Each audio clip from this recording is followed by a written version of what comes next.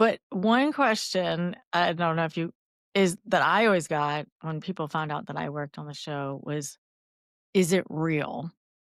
Is the show real?" So I have my answer, but what would you say? How do you answer that question? Because 'Cause I'm sure you've had it too. Yeah, I mean, to me, I was sort of the stock is like reality TV, on one end of the spectrum, you have improv with non-actors, and it's just, today you two are going to argue about which color to paint the wall, and it ties into the renovation one. And last time you were a little low key, so Sean, do you mind yelling a little bit louder this time? And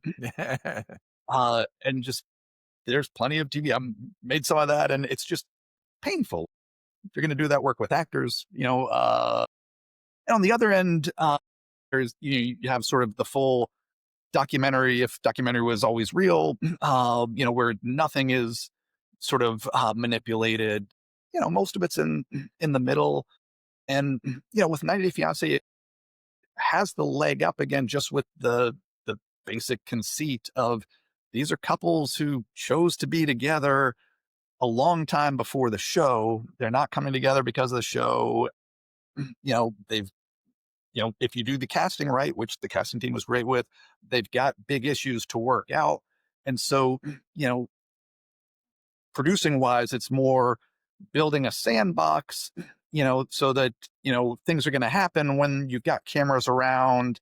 And, how can you cue a conversation? So, if we talk to most of, all the key friends and family, and we know somebody has a suspicion about something, great. If you don't, like, we can talk to that person early. If you don't mind, don't bring that up when cameras aren't around.